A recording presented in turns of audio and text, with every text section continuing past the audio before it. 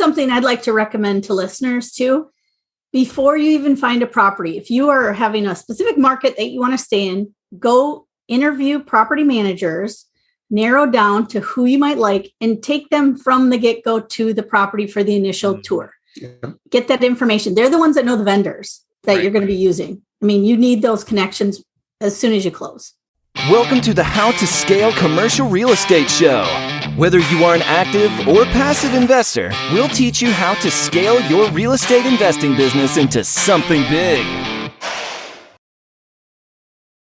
Ken and Rachael Wick are former educators. They are co-founders of High Point Investing, and they invest in multifamily properties in different parts of the country.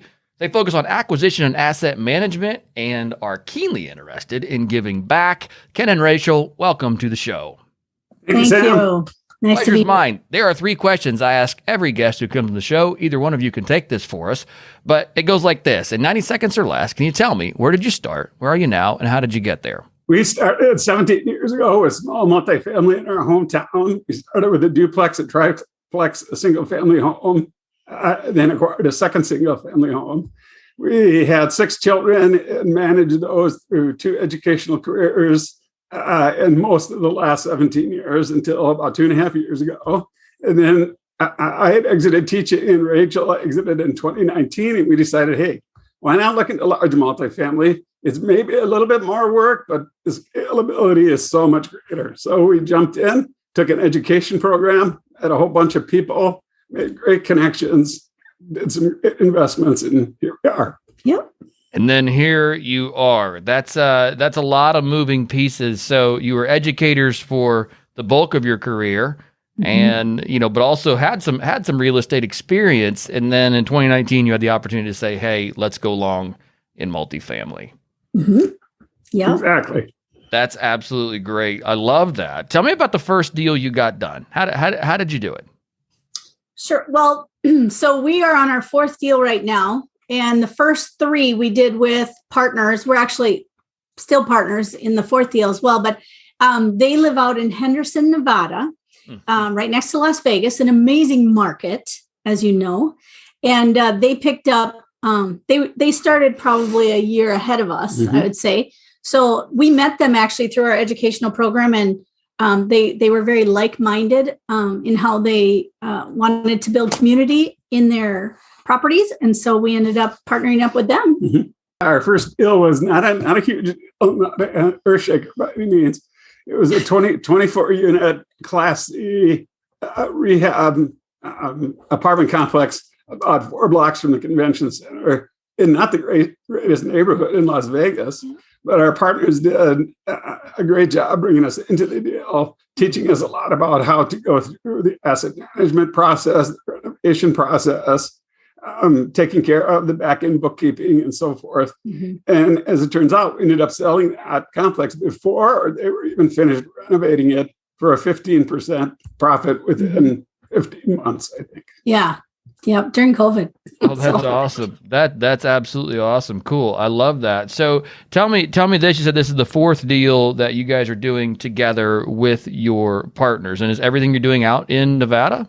No, we actually live in Minnesota, and we wanted to do some stuff a little closer to us. They've got their hands full with all the stuff they're asset managing out there. They've even started to get into development and affordable housing, which we love as well.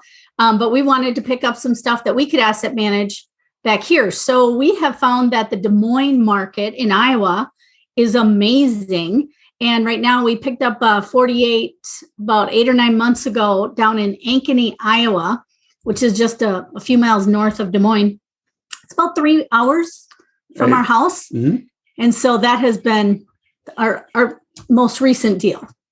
That's cool. I love that. 48 units, and this is a deal you took down all by yourself. We did. Our biggest partners came in and helped us with some of the cap raising, and Rachel and I did the bulk of it. And we have a few other put this partners. put the syndication together, put the PPMs together, did all the grunt work, and we're kind of still doing all the grunt work, but that's okay. We still have some of our hair left. Yeah. So. Hey, now you're getting close to home. You know, I can't grow any of that, so that's right. you almost hurt my feeling there. So, but I think this is important here to point this out because, it sounds like this is the first deal that you have taken down a larger deal where you're the lead sponsor. Mm-hmm. Mm-hmm. Right. Yep. What are some of the things for those that are listening that want to be in the shoe, in your position going, gosh, I'd love to be the lead sponsor on a deal someday, because that's the name of the show, is How to Scale. Mm-hmm. Mm-hmm. So, Right. what are some of the things you feel like that you could go back, if you could rewind 12, 16, 18 months and tell yourself, what would you tell yourself to do differently or to do the same? Do you want to start? Go ahead. I'm sure the list is relatively long. we could fill up your whole podcast. And honestly, just to tell the people that are listening, you're going to, always wish you did something as part of the learning process. Mm-hmm. Right. So you'll always kind of wish you improved something. But I think probably, we did a good job, I would say, with the underwriting, being very conservative on your underwriting, number one, and your business plan. And then after you thought you've been conservative, be more conservative, like to the point where the numbers barely work. And then, so be realistic. If we had to go back, I would probably do more like a 6 pref to investors, because we're going through this little economic storm. Prices are going up, labor shortages, and, we choose to do Class C value adds most of the time. So I guess right off the bat, that would be something. And I guess we would also, kind of think about maybe do fixed rates right off the bat, especially if you saw this coming. I mean, we have a pretty good long loan, a bridge, but bridges can always be a little in this kind of time frame, what's going on out there. Question on your fixed on the fixed rate debt comment. Did you buy an interest rate cap? At that time, they weren't really offering interest rate caps for long-term debt. We do have a fixed bridge. We do have a fixed bridge. Yeah, it's just that it's a bridge. Right. Now you hear about that almost on a daily basis or a deal by deal basis. You can purchase that cap. Mm-hmm. Right. That wasn't a thing 9 months ago or 10 months ago. Right. Yeah. Very, very interesting. And I'm wondering, on your comment there about, dropping that 6 pref down, would you have dropped, or excuse me, you would maybe drop it to a 6 pref?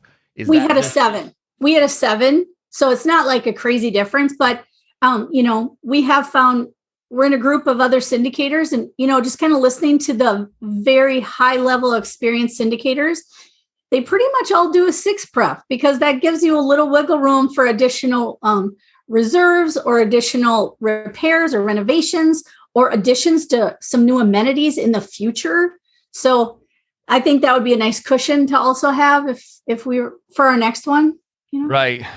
Just because is there? I might be getting too personal here, but is there like something inside of you that says that, hey, I have to pay out the 6 pref, or that you feel compelled to pay the 6 pref, and if you don't hit it?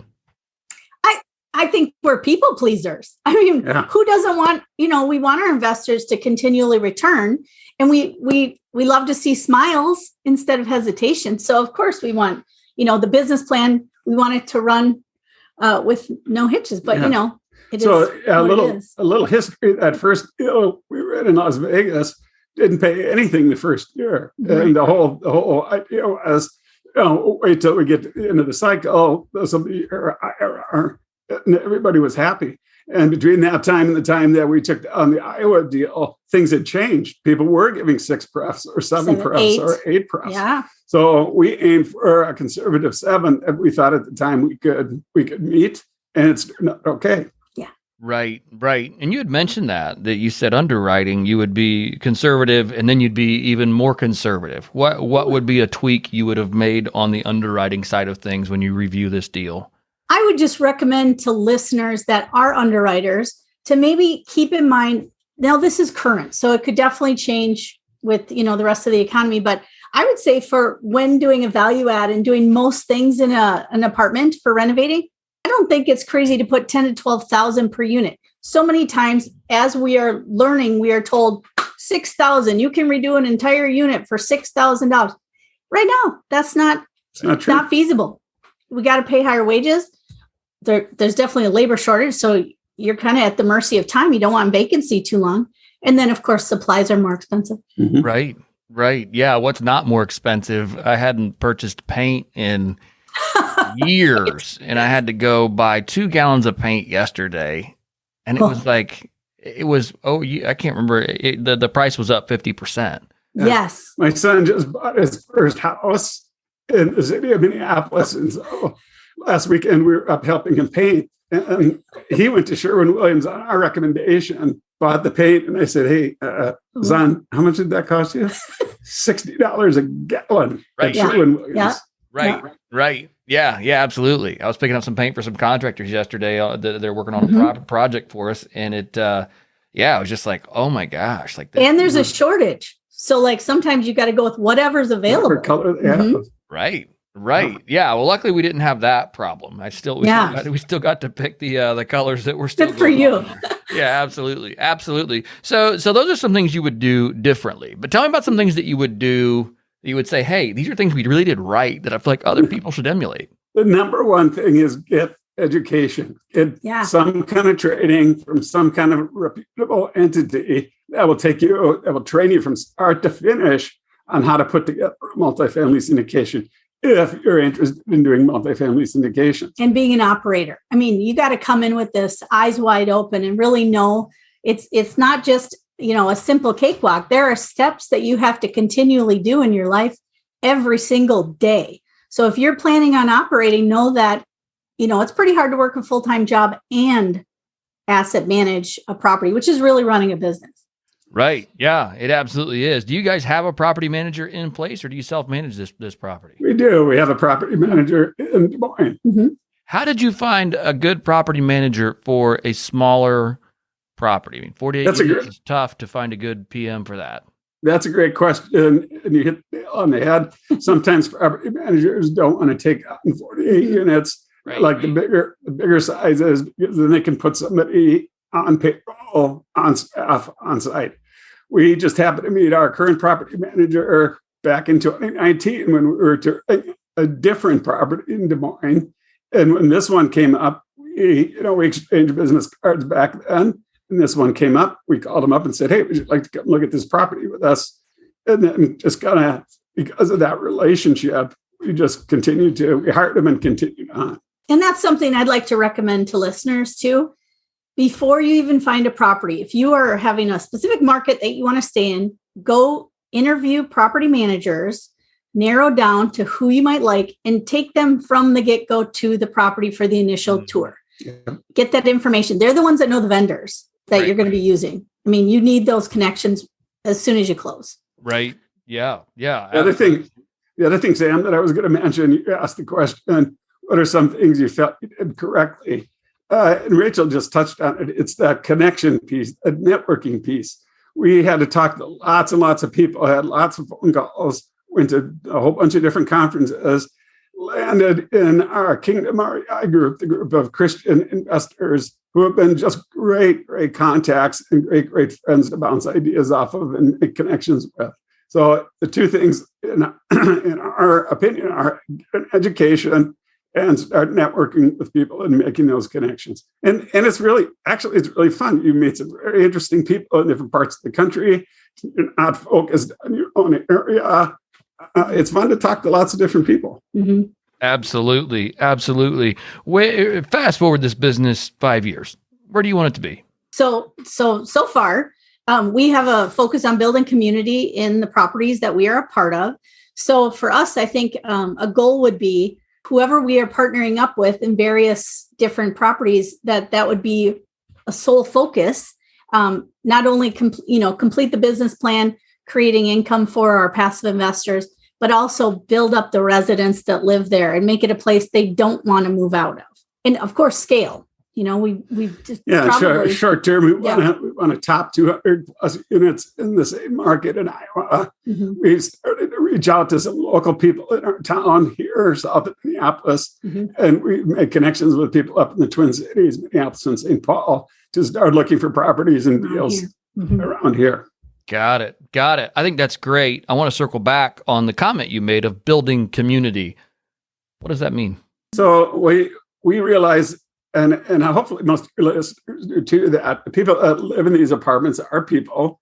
These are their homes. We're blessed enough to live in a house. Some people are blessed enough to live in an apartment. We want to create a community where people feel safe, comfortable, have friends in that apartment complex. And that creates what is known as sticky tenants. They tend to stay. The more community they feel in the apartment complex, they tend to stay there. We also, because we're Christians, we also want to spread that love through the things that we do. For example, last Thanksgiving, we decided, hey, Rachel and I just decided, why don't we go get some apple pies and pumpkin pies and knock on everybody's door and hand them a pie for Thanksgiving. Just a little thing to try and make them feel welcome and that they're cared for. And that's really what we mean by building a sense of community. We'd also like to build up enough units in one market so we could bring in a company called Apartment Life, where we actually plant a couple or two people in one apartment, and they are specifically there to help build community. And not only does it help with, resident retention, it overall helps the NOI because it's about $2,500 on average for a turnover. So people staying and enjoying the place also helps the bottom line. And then usually they'll start telling others to come and live there. So they will actually help build like a wait list for a property. Right. That's your cheapest form of advertising is certainly word of mouth. When you say Apartment Life, is this like a third party organization? I've never heard of it. Can you the website is apartmentlife.org.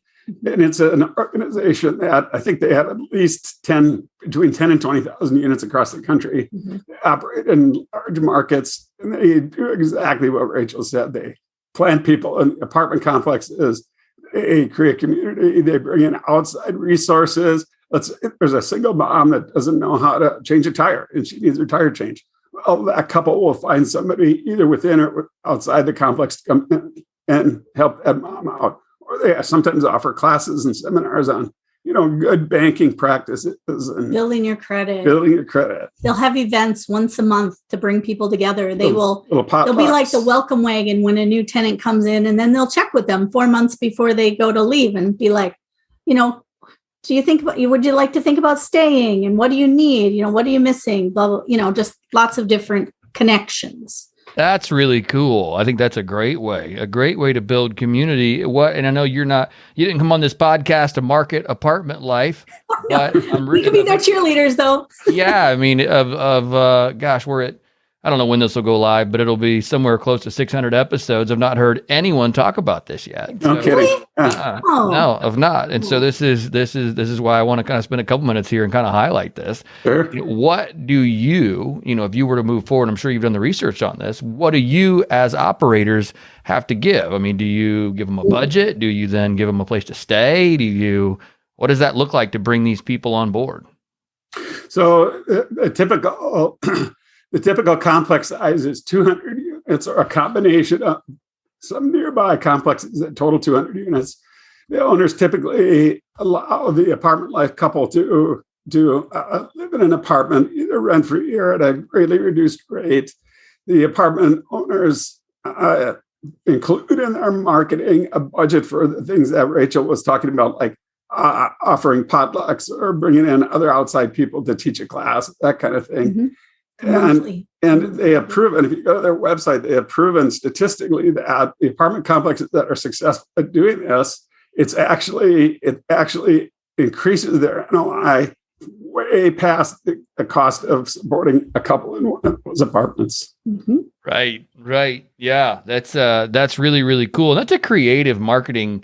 I'm gonna call it a marketing tactic, though it's more than that. So I don't want to downplay it, but it certainly is providing incredible value to the people who are living there. And then, you as the building owners and landlords get to reap the benefits of providing that value. So it sounds like a really cool and true win-win. This is awesome. I've loved your growth thus far. Loved how you guys have taken down some larger assets.